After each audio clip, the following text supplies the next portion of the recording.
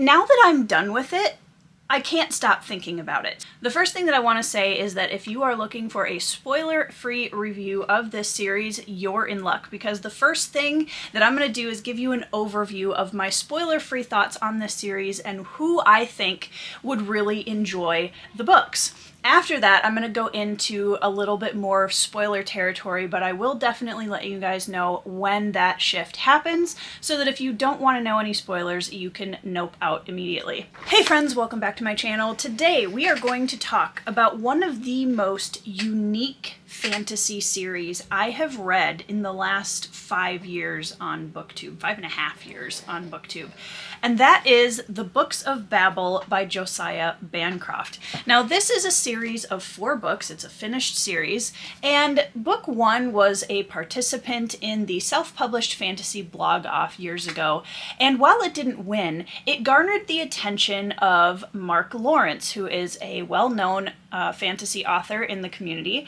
And he said that he loved this book so much that it actually created a rule within the competition going forward in successive years after that, which is pretty cool. So what is it about this series that is so unique, so special? Why does it have such a loyal and dedicated fan base, despite the fact that it isn't as well known in the larger fantasy sphere? That's what I want to talk to you about today, because this series was introduced to me by my husband, and this is one of his favorite fantasy series of all time, and he told me that he really wanted me to read it. I am notorious for starting series and then not finishing them for ages after I read the first or even second book, but I managed to finish this series within about 10 months, which for me is really good. Let's get into my spoiler-free overview of the Books of Babel by Josiah Bancroft. The first thing that we have to do is give a little bit of an idea of the world in the synopsis. This story follows a man who is a teacher at a little country school, and his name is Thomas Senlin, and he's newly married. He has a beautiful young wife named Maria, and they're going on their honeymoon to the Tower of Babel, which is the landmark. It's not just a landmark, it is the landmark in the world of this story. It's this massive tower. Nobody has a clue what's at the top of it or how many levels there are, but it is the destination for all tourists who want to go and see this incredible marvel of engineering. Now, when Thomas and Maria first arrive at the base of the tower, they're completely overwhelmed by just everything, because it's so much busier and there's people everywhere and there's things to see, and it's really overwhelming for this young rural couple. And very quickly in the beginning of the story, Senlin loses his wife in the crowd. What transpires after he loses her? Well, you're just gonna have to read and find out. This singular event of losing his wife kicks off a 4-book epic story of just every theme you could possibly think of. Josiah Bancroft is very intentional when it comes to the themes that he wants to explore, and he weaves them into so many different scenarios, encounters, and characters throughout the book. It's really masterful. It really didn't take long in the beginning of this series for me to realize that I was reading something that was truly one of a kind, something coming from an imagination so different than what we typically read in traditional fantasy, which is why I think, first of all, a lot of the fans of this series really love it, because it is such a step away from traditional fantasy tropes. Now, that being said, one of the things that I actually think is the biggest and most impressive part of this series is the fact that there is literally something for every type of fantasy reader here, with perhaps the exception of you action-adventure types. If you're looking for something that is really, really fast-paced and follows those kind of traditional tropes, this is not the series for you. However, if you love deep, introspective prose that makes you stop, rewind, read again, rewind and read again, and just sits with you, and quotable after quotable line and beautiful, deep reflections on life and humanity and theme, this is for you. If you are a character reader like me and you love seeing those interpersonal relationships and characters growing and building over the space of a series, and their lives being interwoven and the effects that they have on the world around them, this is a series for you. If you are a concept-driven person and you love a really cool, mysterious plot and the concept of a world so different than what we usually read in fantasy, with so much imagination and new rooms to discover around every corner, this series is for you. And that's what I think is so brilliant about the Books of Babel, is that there's such a balance of different aspects of writing, all on the same level, that are gonna, I think, appeal to a wide variety of readers. I love a series that has a really deep heart, that there's an aspect of the characters in the world that's just so engaging and so deeply immersive, makes you care so quickly about the characters that it keeps you turning the page all the way through the series to the end. And I definitely feel that this is a series that did that for me. Now, I will be honest, in the first book, I wasn't sure how I was going to feel about it. I wasn't sure how immersed I was feeling. I wasn't really sure. I was trying to kind of find my place within the series a little bit in this first book. But every subsequent book of the series I loved more and more and more and more. And I think book 3 or 4 is my favorite in the series. I haven't really decided. It's probably book 3, but honestly, there's so much in this series that I have not stopped thinking about since the moment I put it down. I'm still there mentally. It's still living in my head rent-free. These characters mean so much to me, and I don't think I realized how much until the series was over. And I had a legitimate book hangover for the first time in quite a while on a series, where I didn't want to think about anything else. I didn't want to pick anything else up. I kind of felt adrift. I didn't know what to pick up off my shelves next, because really what was going to meet that standard of the experience I just had with this series. Thomas Senlin is also not your typical fantasy hero. He is very, I don't want to say subdued, because that's not necessarily the right way of putting it, but he's a character that really takes time to bloom, that takes time for you to get to know him. And I actually really enjoyed that, because Thomas Senlin is kind of one of those everyman characters where we like to think that if we were thrown into a situation like this in a fantasy world, we'd be the hero, or we'd be the really like charismatic strategist, or we'd be the warrior, or we'd be the whatever it is. I think we kind of tend to romanticize what it would be like to be within a fantasy story like this, or like any other that we've read.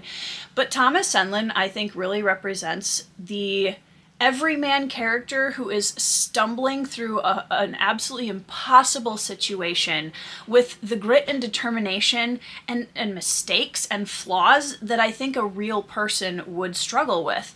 And I love that about him, because you know, we love a good fantasy hero who's got the shiny armor and he's taking on the dragon and overcoming the odds.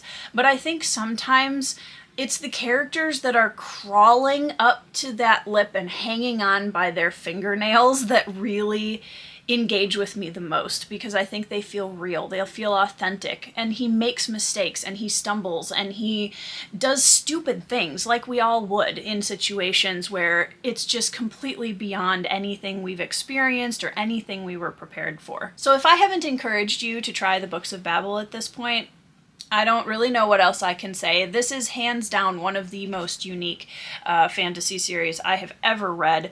I really want to reread it. And that's one of the biggest compliments that I think I can give a fantasy series, is the moment I put down the last book, wanting to go back and reread it again, because I want to have that experience of the beginning, but knowing everything that happens and seeing how much more I can get out of it the second time through.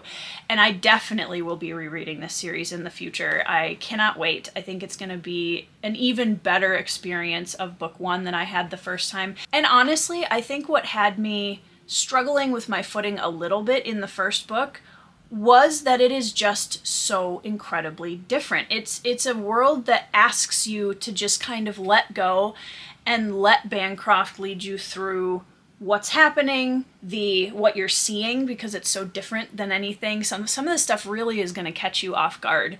But I love that. I love being surprised by an author's imagination, and Bancroft definitely has that in spades. So if you like deeply flawed and beautiful characters, if you love some of the most chef's kiss prose you will ever read, even in the epigraphs in this book are just ridiculously good, okay?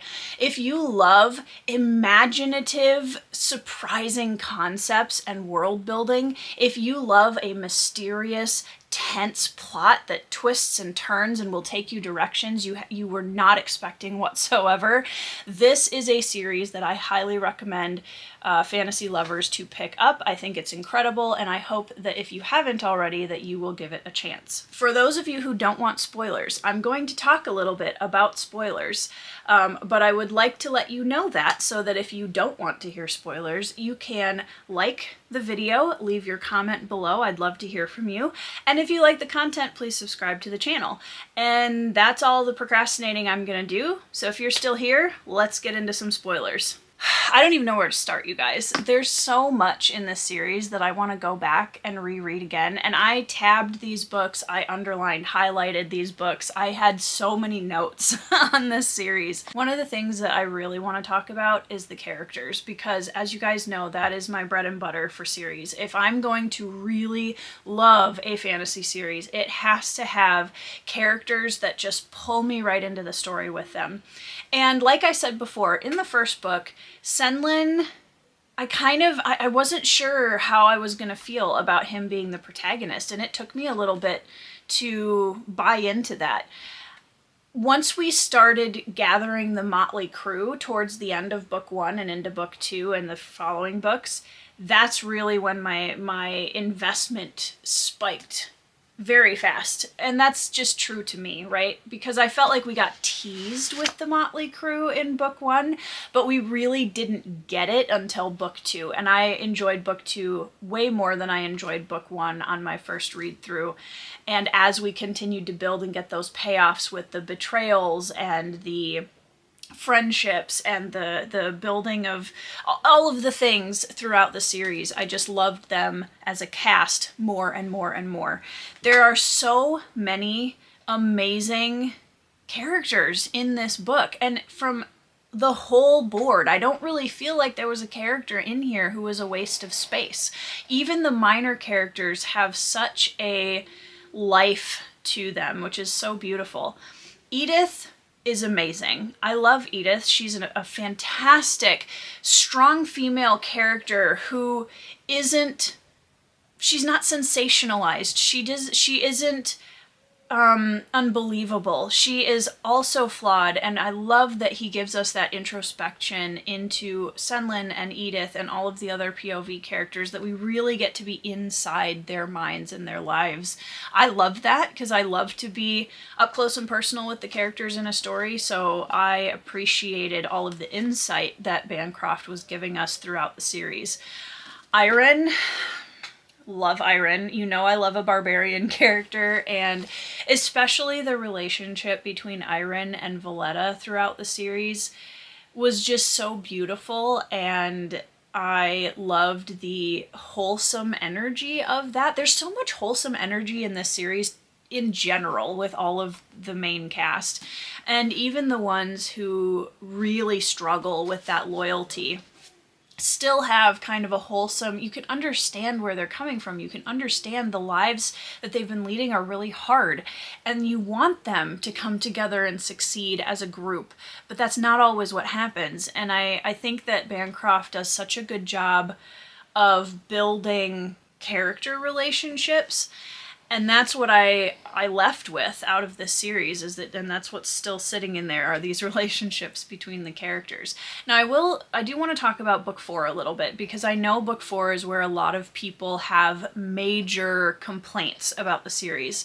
And part of that is because in book 4, we have a single POV for like 180 pages, which is the longest stint of a single POV, I think, in the series. Other than Senlin, obviously, because I think in book 1, Senlin's pretty much our only POV for quite a while. But he's the main character, so that makes sense. But that POV throws a lot of people off in the beginning of book 4, and I can understand that. It is a bit jarring. I liked the POV character, and it didn't bother me enough to throw me out of the story, and I thought we were getting enough interesting information about the world and what's actually going on. It didn't bother me as much as I think it bothered a lot of other readers. The other end of book 4 that bothers a lot of people is the ending. And I can also understand that, because it really depends on what your expectation or desire was for the outcome of the story as a whole. For me, again, I think that the characters stayed true to themselves. And that's my biggest thing. It doesn't always have to be a happy ending for everybody. It doesn't always have to tie everything together perfectly, but I want it to be true to the characters. And I do think that Bancroft managed that beautifully at the end. There wasn't a single character who did something at the end that was like, they wouldn't do that. That doesn't make sense after all the time we've spent with them. One thing I also want to mention within the cast of characters is that strong antagonists are a big deal for me. And this series really plays with levels of antagonists, and you kind of like make your way up a ladder, if that makes sense. But the antagonists of this series are so real. They're so actually scary, which I also loved. Kudos to Bancroft. It's not the single note mustache twirly villains that we get in so many fantasy novels, and I wanted to shout that out, because I think Bancroft really went for it, and he said, no, what makes somebody a villain? What can I bring to the table that is really going to have my readers at the edge of their seats and recoiling from the behavior of these individuals? And I just think he did that really brilliantly. What surprised me the most is how many times my favorite character changed within this series. Edith was my favorite character for a while. When Iron showed up, she was then my favorite character, very closely with Edith.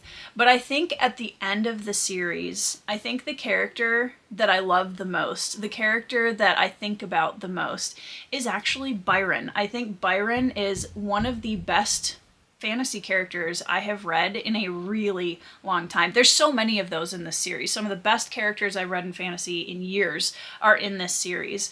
And I just love them. Byron, my whole heart belongs to Byron, which I never would have guessed when I first met him. I was like, who is this character? Man, he's kind of a brat. But I love him. I love him so much. I love him so much.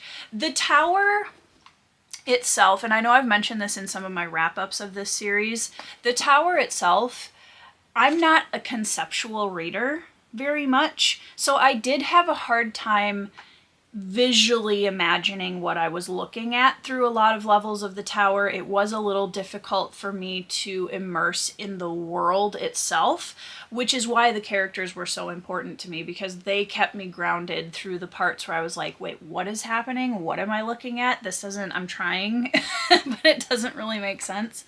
But I think for readers who are more world building and concept driven, this is a gold mine, because it's so imaginative and so interesting, and there's so much in here that I'm just like, I feel like Bancroft was just sitting there and like, why not? You know, there's so many moments of this where you could tell that as an author, he really took that fantasy element to heart of just saying, what's possible? What can I put in here? Why not add this thing into the world building? And I love that. Even in the moments where it didn't visually connect with me as well, I still really give him a lot of kudos for the imagination it took to write this series, because wow, incredible. I could say so much more. If you have specific questions, go ahead and put them down in the comments below. Obviously, make note of any spoilers so that people reading the comments are not spoiled for something they didn't want to be. But yeah, I really love this series, and I love it more and more and more the longer I'm away from it, which to me is always a sign of an amazing series. So if you have read the Books of Babel, any or all. Please let me know down in the comments what your experience with them was, what you liked, what you didn't like, what you think, who you would recommend it to. And yeah, I'm so glad that I got through this series this year, and my husband and I have had some amazing conversations about this story, and I love it. So thanks for sharing that with me. I know a lot of you have been watching my progress through the series since last year, so thanks for coming along on the ride. And I hope that you are reading some 5-star reads, whatever genre they might be in. I hope you're having a great week, and I will see you in the next video.